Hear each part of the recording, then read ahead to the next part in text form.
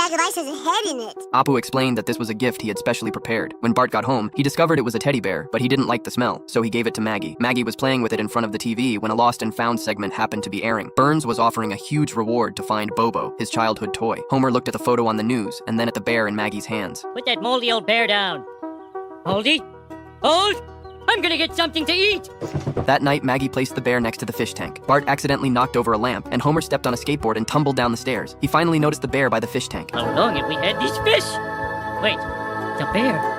Burns' bear. Homer vowed to make Burns pay up, at the very least buy him a recording studio. But Lisa thought they should return it to Burns. Bart suggested gouging out one of its eyes and sending it to Burns to extort more money. Marge proposed making him pay double. Well, why can't I be greedy once in a while? Homer returned Bobo to Burns, but Burns refused to pay the reward because he was short on cash, even though his money had literally broken through the roof. As you can see, this old place is falling apart. Sorry, Burns, no deal. But Burns believed Homer wouldn't last long before giving in. Sure enough, Homer regretted it as soon as he got home. The whole family did everything they could to stop him. Soon, Burns showed up at their door in person. How much do you want? $1 million and 3 Hawaiian Islands. He was willing to pay any price, as long as they handed over Bobo, but Maggie clutched the bear tightly and refused to let go. Homer struggled mightily to wrestle it away. On one side was the aggressive Burns and wealth within reach. On the other was Maggie, crying heartbroken. Here you go, Meg.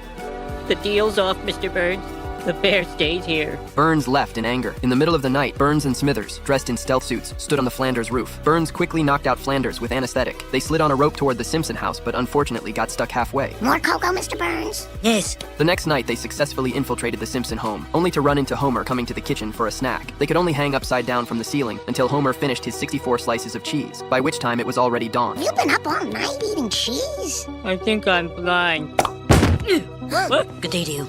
Burns transferred Homer to an even worse job and had someone whip him. When he got home, he put a box on his head and played around, trying to trick Maggie into giving up the bear. The family was already so poor they couldn't afford a hairdryer. He thought Marge must hate him for not taking Burns' money, but in fact, Marge was proud of him because he had chosen his daughter over profit. A few days later, the TV suddenly experienced signal problems. Give me my bear, Simpson. Homer kept switching channels, but Burns had taken over all of them. Unless Homer returned Bobo to him, everyone would lose their TV programs. He also cut off Springfield's beer delivery trucks. Soon, angry protesters stormed into the Simpson house. They snatched Maggie's bear and passed it out of the room. Oh, jeez, will you look at that? Then they realized they were bullying a baby, so they unanimously returned the bear to Maggie. Burns' plan had failed. He had no choice but to come to the Simpsons' house once again. But Mr. Burns, it's not my bear. It's Maggie's. Burns could only approach Maggie. Maggie hugged the bear tightly and shared her pacifier with him. Burns tried to snatch Bobo away, but he was no match for Maggie at all. He could only give up on Bobo, but he still hoped Maggie would treat Bobo well. Maggie returned the bear to Burns. For me? Bobo? Well, we didn't get any money, but Mr. Burns got what he wanted. Marge, I'm confused. Is this a happy ending or a sad ending? It's an ending, that's enough.